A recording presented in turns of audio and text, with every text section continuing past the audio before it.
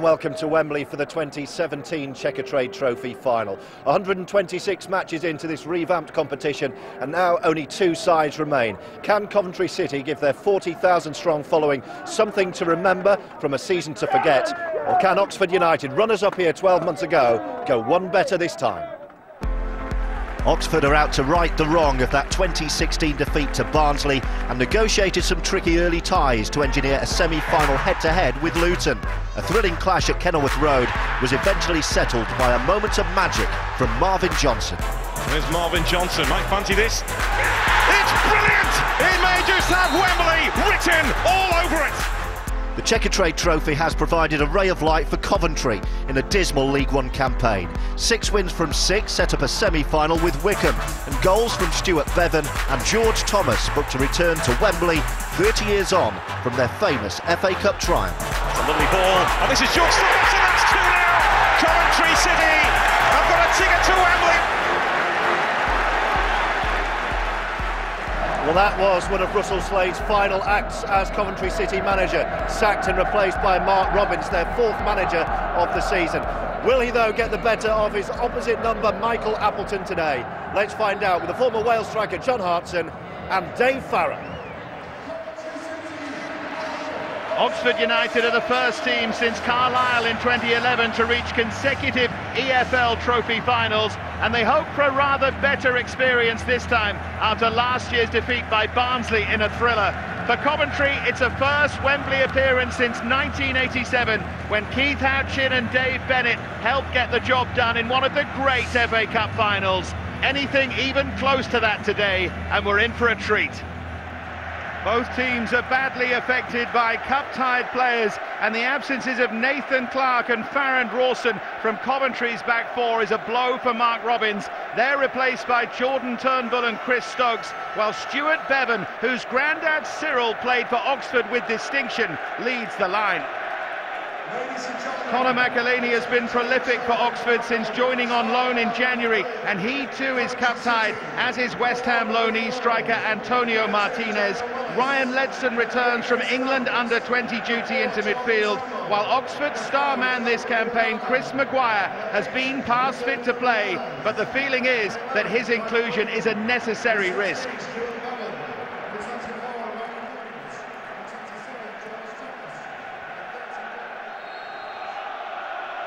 Coventry have waited a long time for another trip here. Will it be another perfect day for them? Or will this be Oxford's time after last year's disappointment? Michael Appleton will want to go one step further this year, obviously losing very closely to Barnsley 3-2 in the last season's final. From a Coventry point of view, they're almost resigned to be relegated into League Two. Wonderful occasion for their fans. They've all come today in their numbers. Looking forward very much to this one. Ball forward towards Hemmings. Flag was up against him. Good reaction though from Jordan Turnbull. Big day for him, sent off for Swindon against Oxford. October 2015. We'll want to avoid that today. The first appearance as a manager here at Wembley for Mark Robins. His last appearance as a player as a substitute for Leicester against Middlesbrough in the League Cup final 20 years ago.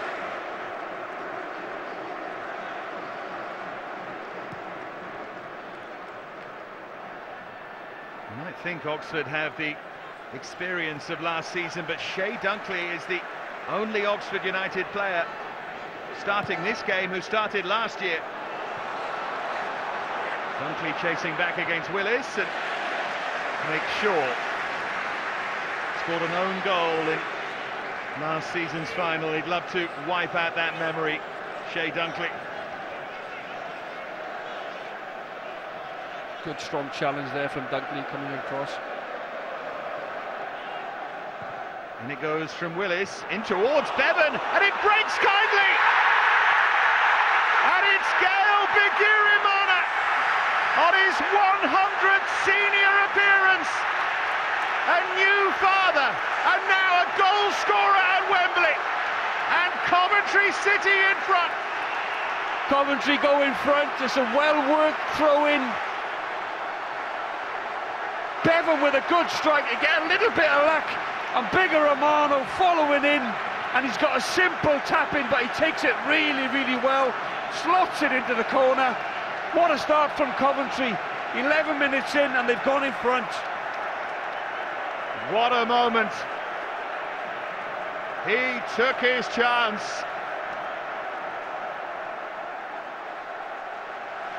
They met on this day 29 years ago.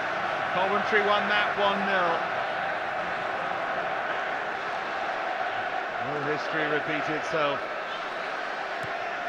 A long way still to go. Behind for an Oxford corner, won by Lundstrom. Now the set-piece specialist, such a dangerous free-kick taker, and indeed corner taker, Chris Maguire. Brings something extra with these and floats it in deep. That's a great clearance.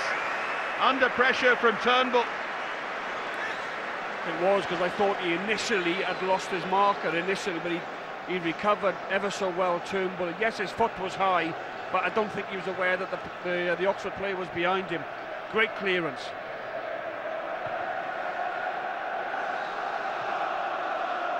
Forward towards Hemmings. This is better from Michael Appleton's side. It's going to be an interesting tussle that between Turnbull and Nelson. It's another great ball in. These are dangerous moments for Coventry. Nelson with the header, just got across Turnbull. 64 teams started out in this competition. We're down to 2 and Coventry in front at Wembley. Here's Maguire.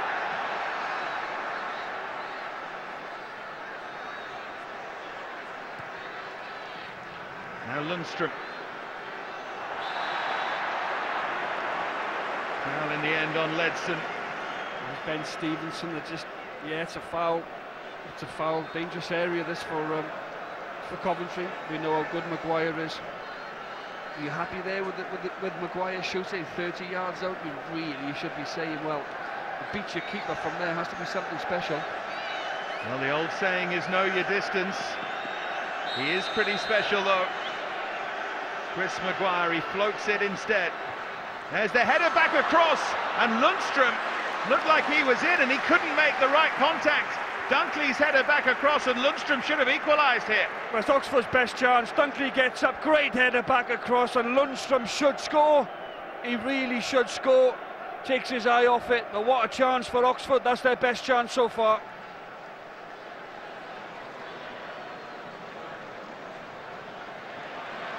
Here's Johnson. Now Lundstrom. Looking again for that diagonal ball. Appeals for the penalty. Hemmings felt he was fouled by Haynes. Behind though for a corner. It's not a corner, and it's not a foul. So, don't know what the referee is doing there. I think Burge might have flicked that around the post there. There's the in-swinger.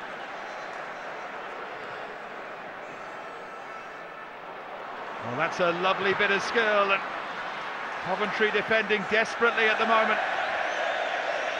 Starting to see the threat of Rob Hall now in this game. But Michael Appleton won't want to go in at half-time, still trailing. Final 10 minutes of the first half. Oxford United, the pre-match favourites, still behind here.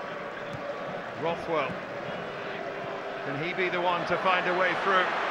Rothwell ghosts forward and looks for the pass out wide. Now Maguire. Here's Johnson. Faced by 2 defenders, but he's done well. Johnson! Just wondered if that was going to float into the far corner, but drifts over the crossbar instead. I have to say it was Rothwell who was allowed to run through the Coventry City defensive. I think it's a really, really poor challenge from Ryan Haynes. But in the end, they couldn't quite get the shot in, and it's Johnson ultimately that tries to dink it to the far post.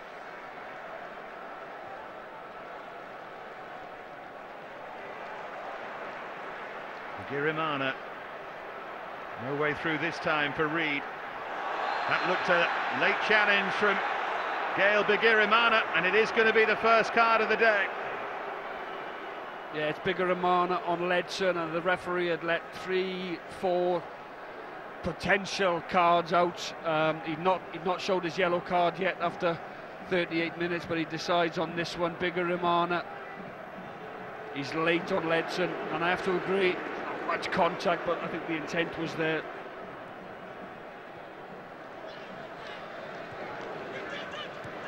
Now Thomas, there's Bigirimana for Bevan. Lemiras now, still going here, Lemiras! Gets another chance. Lovely silky running, but now Oxford try and counter. Hemmings though is on his own.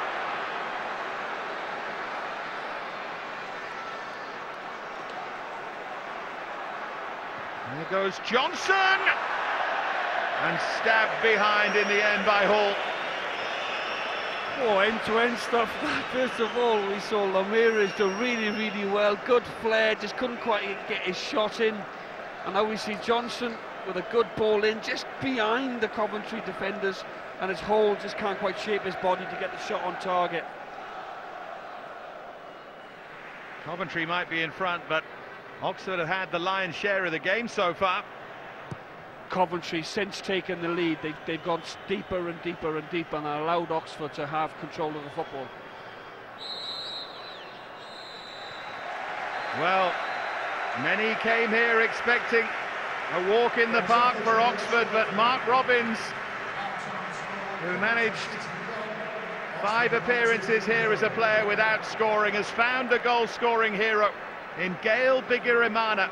And at half-time we have a surprise on the cards. It's Coventry City 1, Oxford United 0. So Coventry in front, and Oxford needs some inspiration here at Wembley. Otherwise it's going to go wrong for them for a second year in a row. Southend lost consecutive finals in 2004 and 2005. It's not a club that Oxford want to join. Watching on there, John Sillett, who masterminded the 1987 FA Cup final win. One of the greats of Coventry City's history.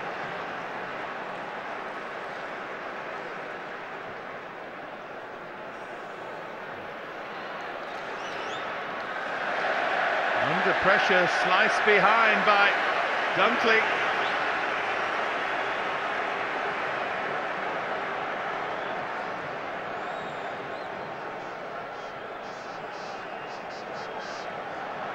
Taken short here for Thomas, touched over by Eastwood. Oxford went to sleep and George Thomas nearly made them pay. Yeah, Thomas gets it on the half turn, he strikes it really well, and it's a good fingertip save from Eastwood. Eastwood has played every single one of Oxford's 55 games this season. He's kept them in this one. In deep towards Haynes this time, who won it. Now Oxford can counter. It's a great pass for Hemmings, who's one-on-one here, but Willis did just enough. Still going though, Hemmings, and Bigirimana back this time. I have to say Willis did really well. He just stopped Hemmings in his tracks, if you like, made him go backwards. Just going to show that Hemmings on the counter for Oxford, still looking very dangerous. Does he change it? Can he change it, really, Appleton?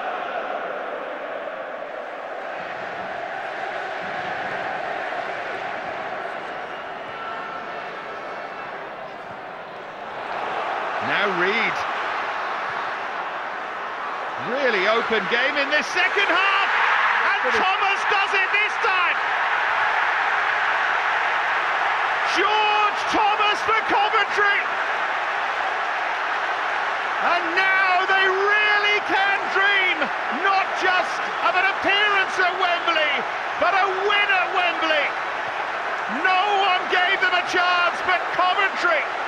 2-goal advantage. What a strike from George Thomas. Coventry 2-0 up. And I have to say, the way they've started this second half, they have more than earned their lead. But this goal is special from George Thomas. What a touch. Sets himself up on the half volley and he drills it. Goalkeeper no chance. Look at Mark Robins.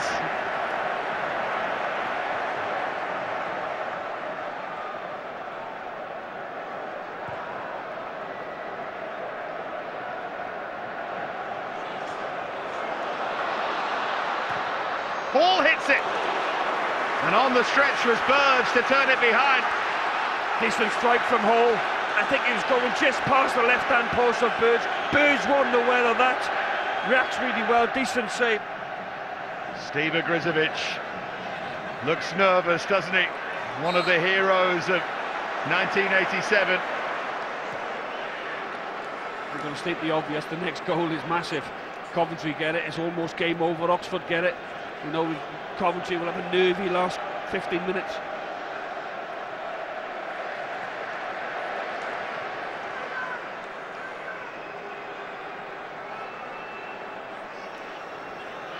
Maguire over the free kick. Can he make it count? And Maguire curls it. And Burge watched it all the way and turned it over. Really good save from Burge. Maguire, brilliant effort. Probably a little bit in the centre of the goal, not necessarily picking up either corner. So you'd think it was a save they'd expect Burge to make. Getting closer. Girimana with a curious header away there. Now Hall. It's another really good ball in from Hall. Headed over by Dunkley. A couple of times we've seen Dunkley in them positions today, just failing to hit the target for a man who's so powerful and so threatening in the air as he is. Coventry could do with a bit of relief here. It's been Oxford pressure for quite some time.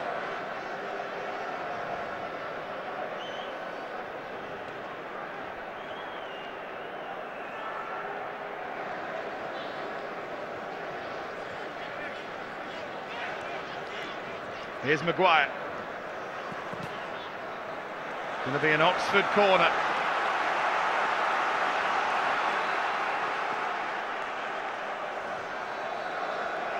They need a superhero. Towards that near post. Circum to hit it! Liam Circum gives Oxford hope! Did he get a touch on the way through? It might have done, but it was Circum with the strike. And Oxford are right back in this final. Well, it's a substitute Circum. It hits it well, goes through a crowd of bodies, may well have got a slight deflection, but it's still a really, really good hit from Circum. No, I'm not sure if it did take a deflection. Exactly what Oxford needed. Now we've got an interesting last 15 minutes. Circum's 100th appearance, and what a key moment that might be. Difficult for Burge and goal for Coventry when it comes to a crowd of bodies as it did. Always difficult for goalkeepers. But here at the other end, the strike from Lemairas. Saved by Eastwood, and now Oxford are going to give it everything, but they've given it away.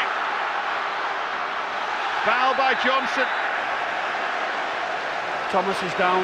Looks like he's pulled his calf or something. He's holding his calf, or he's took a knock in the calf.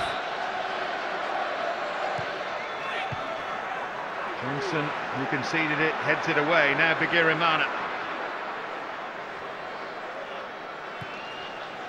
Oh, there's space here for Bevan. And Dunkley with the challenge, and then a terrific save by Eastwood to deny Thomas.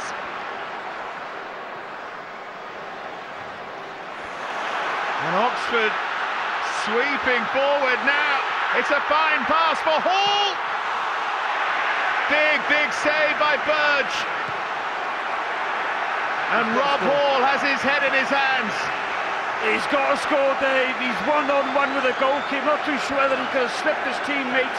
No, he's gone for it, but Burge made himself big, but he has to score. What a big chance for Oxford United's Hall. Now Thomas. Oh, lovely skill from Thomas. He's been such a live wire for them. And then a foul by Bigirimana. Yeah, referee giving him the benefit of the doubt there. Just blocks his run. Bigirimana on a yellow. He is very fortunate, Bigirimana. Coventry's chairman, Tim Fisher, has been roundly criticised, but he looks as nervous as anyone here. And at least there will be something positive for him and for the club. Doesn't look the worst decision to appoint Mark Robins all of a sudden.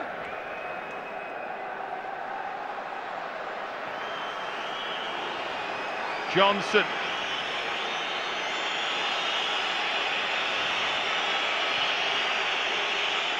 Up again towards Hemmings.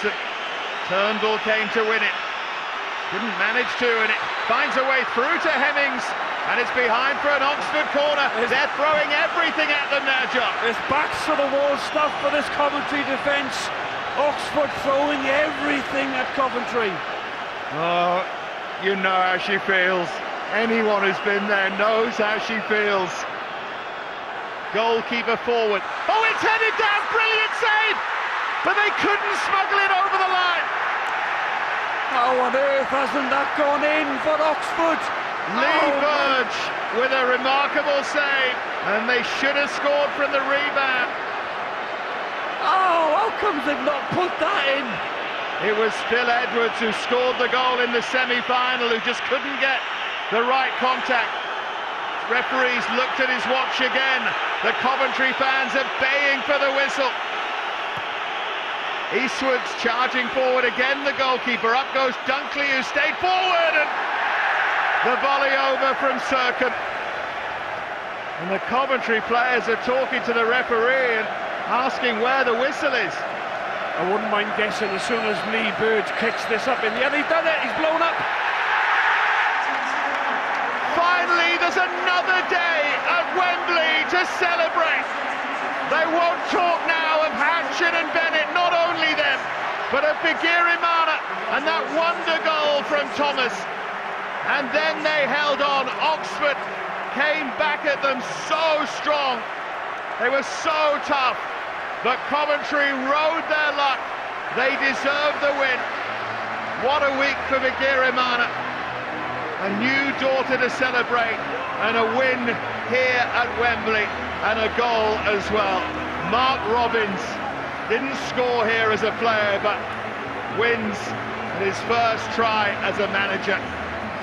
So all of the reaction and analysis to come after the break. The trophy lift as well, but it's Coventry City's year. They win the Checkatrade trophy as it finishes at Wembley. Coventry City 2, Oxford United 1. It was a goal fit to win any final, and this sweet strike from George Thomas's right boot makes Coventry City the deserving 2017 Checkatrade trophy winners. And 30 years on from their famous FA Cup triumph, Academy graduate and captain Jordan Willis had the honour of lifting the trophy. Let's get some reaction from both sides.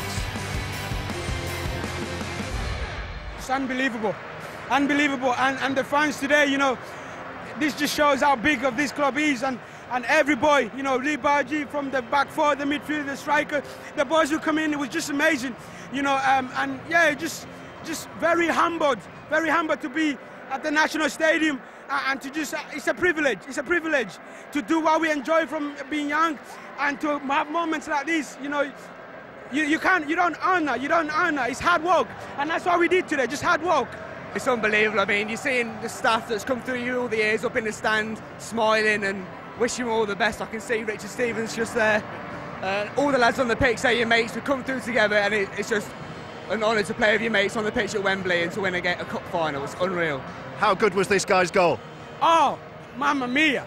That's just, you know, it does that in training, and I've got to say, he's inspired me, his attitude, you know, not being played, and then suddenly he gets his chance, and he just takes it. And he's such a lovely player, and he's such a lovely boy, and he deserves that. His hard work has got him down. I'm so proud of him. Unbelievable. Best day of my life, without a doubt. Look at the fans, look at them all. Absolute buzzing. Can't put it into any more words than that. Just got nothing to say about it. It's just too good, too good. Talk me through what happened at the end. Well, Josh Ruffles, the person that I used to share digs with, he got a flick on and I had to get down and save it, and then their lad had another shot and Biggie cleared it off the line and I managed to get onto it. It was hectic, but I can't believe it. I'm just buzzing for everyone around associated with the club, and it's a great day to be out here. You haven't had many days to celebrate like this for a long time. No, we haven't, and hopefully on Wednesday we'll go again. Get a big result there because they want to get promoted, but we want to stay up, and we'll do everything that we can to stay up. Steve, a very special day. I'm guessing quite an emotional one for you too. It is an emotional. It's been a tough season, hasn't it? But to see this many fans come out, and the team have performed. I mean, they've worked the socks off. They're going down, you know, 9 to a dozen there, weren't they, at the end with cramp. But good game, good result for us, and something for these to be really happy about. This club's a big club. I think you can see, you know, this demonstrates it. It is a big club, and we will come again. Absolutely no doubt of that. And with supporters and fans like this, you know, it's got to happen. So let's keep our fingers crossed. This might be the start of something. Games are decided what happens in both boxes, and you know, we weren't good enough in both boxes today. Like you say, we had them opportunities once we got back to 2-1, and we give ourselves a bit of a mountain climb by going 2-0 down. Was that even harder to take than last year? I think so. I think obviously to come, you know, twice in the trot and you know, and finish second best, it's tough to take. There's a real sense of frustration in the dressing room, as you can probably imagine. Well, a record crowd, incredible colour and noise inside Wembley, and quite a story as well. John Hartson watching on, and Mark Robbins, a penny for your thoughts and your emotions right now. I think we went through the whole gambit of emotions, I think, during the game. I think that large periods we were defending. I think Oxford are a really good team. I think Michael Appleton's got them playing some good football, and obviously they're on an upward curve. The season we've had, it was really important to try and turn performances around, and we've managed to sort of do that. And to come here today with a team of young people, young players, some are out of position, in front of 45,000 of our own support and 30-odd thousand of theirs, in front of a big crowd like that. It was always a concern of how they were going to handle it, and I thought they handled it brilliantly. I think in terms of out of possession, I thought we did really, really well. And the goalkeepers contributed greatly to it with a great save at the end of the game, and it was just a fantastic day for us. It was as if the name's written on the cup today. I think, you know, you get a couple of chances, you take them. They've had a couple of chances, we've saved them. It's been a really good day, and for the supporters, I'm absolutely delighted. Yeah, every supporter who's come in here has been entertained by this final, John. Yeah, they have, and you know, they've been through a rough couple of years. You know, Coventry City with different ownership, and obviously when the fans were boycotting going to Northampton, and you know, they've got back now in their home in the Rico. But I just thought, in terms of emotion and what it means to the Coventry City fans, of course, commiserations to Michael Appleton and Oxford. But I just felt today, if there's a God, Coventry went on to win today, you know, because of everything the club has gone through in recent years. Oh, well, the goals both came from Coventry City Academy graduates. You got the start that you would have been hoping for. Your bundle of energy in midfield, right place, right time. He was magnificent, and I was just saying to John there, his wife gave birth to the first child yesterday, so he hasn't taken part in great much of the preparations from Friday onwards. Yesterday he missed it, and he's come in today. What a weekend he's had. You know, first child, and then he goes and scores the first goal for us. Magnificent. And the second goal, John, which ultimately proved the cup-winning goal. What a strike! Well, it was a great break from Coventry, you know, and then the ball into Thomas. I thought the touch to set the half volley up was magnificent. He's pulled away, and he's actually falling backwards, which, you know, Mark, is a difficult one technically wise, but I thought it was a goal worthy of winning any game in any league. It was a real exceptional, top quality goal from George Thomas. I agree. Oxford, a very good side. You must have known they were going to come back at you. Yeah. They scored and really went for it. Good players. I mean, Liam Sercombe came on and sort of added a little bit more energy in the middle of the park, but also he's got quality as well, and you saw that with a strike that found its way through. And, you know, I couldn't believe he stood there. I couldn't believe that one shot had gone through everybody and into the back of the net. But it was, and you were sort of expecting it, half expecting it for a grandstand finish. And I think that's what the game deserved, really. I thought it was. We actually thought, Mark, that it took a little deflection, but Burge was slightly unlucky because it's come through a crowd of bodies, and as a goalkeeper, you can't really judge where the ball's going to end up. And then straight off the back of that, there was the one-on-one. Your keeper kept you in the cup final, and then the scramble. Right at the end. Were you thinking, right, we've got another half hour? Your day with that thing going. I'm waiting to make a substitution, and I'm thinking I don't want to do it now because I might have another half an hour, and it might be a substitution that I need to make in a little while. So you've got all those things, but then it's a case of once he's made that, we can make the substitution and try and see the game out and go and win it. Well done. What will this mean, and what does it mean for Coventry City? It's been pretty much misery throughout the entire year.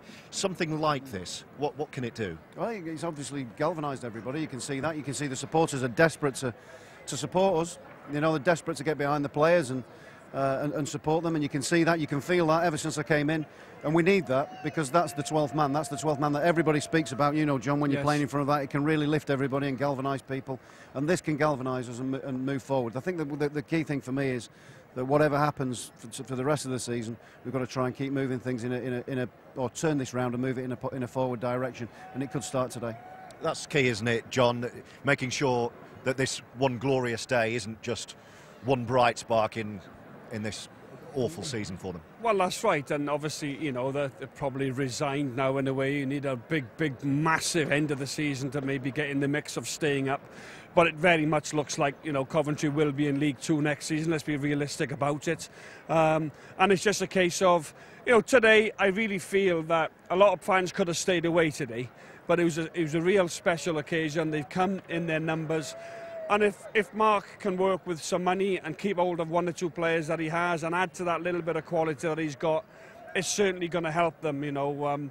Revive the supporters today was massive for them. So next season is going to be another tough one. Do you have hope, just finally, and does this give you more?